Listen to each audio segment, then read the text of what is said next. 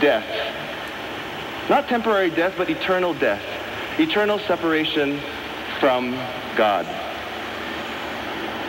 But what happened? What happened in Sarah's story? Remember? What happened? Who intervened? Gabayan ko po kayo sa inyong biyahe ngayong umagang ito. Kumusta agad natin ang daloy ng trapiko dyan sa NLEX, sa North Luzon Expressway, maging sa SCTEX, ay mukhang nananatiling maluwag. So maganda hong bumiyahe kung sa mga oras na ito, kung kayo po'y pabalik na dito sa Teleradyo Servisyo. News Break. Si Danny Buenafe ang ating katuwang sa paghahanap ng trabaho sa Teleradyo Servisyo. Yata partner, 21 na yata. 21, kasama yung vehicular accidents. Kasama na yun. Oo, pero kung di ako nagkakamali ngayong araw, syempre, madadagdagan pa yan. Huwag naman ho sana, pero gano'n na nga ho yung lumalabas.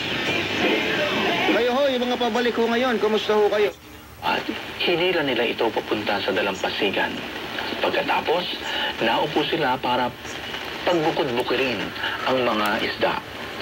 Ang mabubuting isda ay inilagay nila sa mga basket at ang mga walang kwenta O balikan sa pag-scroll up and down. Mga balitang dapat malaman. Impormasyong tunay at napakikinabangan. Saan ka man. Sa buong kapuluan. Bangon sa... Ay, hanggang langit, ang pangako ng pusong umiibig.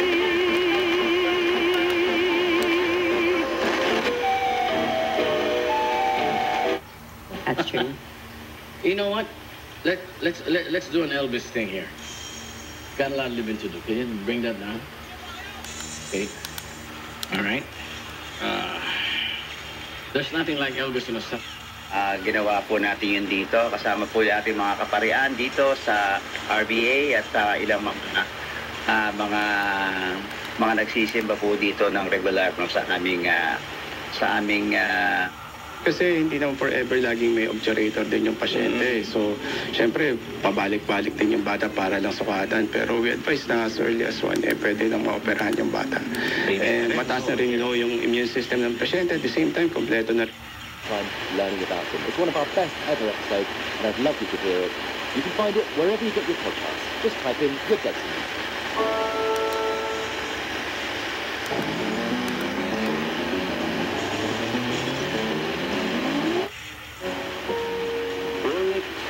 Kabila po ng nangyari, ay hindi po nawala yung respeto at pagmamahal po sa kanya dahil papa ko po siya.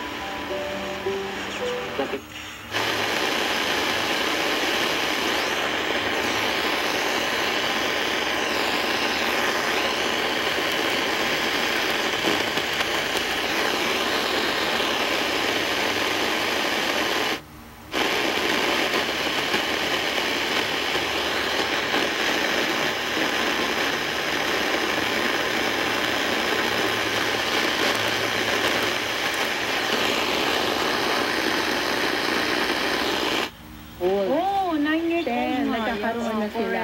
So, napakahalaga na ma-discuss natin sa ating mga anak na as babae, talagang darating sa kanilang stage of their lives.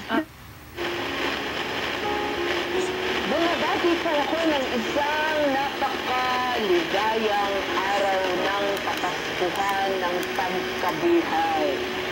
Yan. Alam niyo, ito po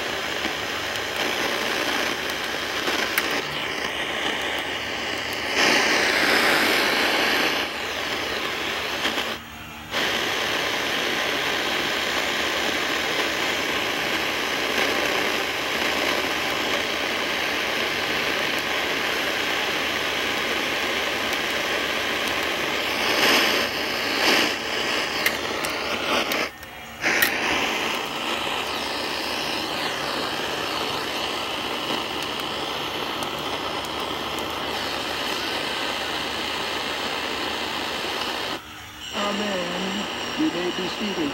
Thank you very much. Okay. Now, let us go to our message today. As I've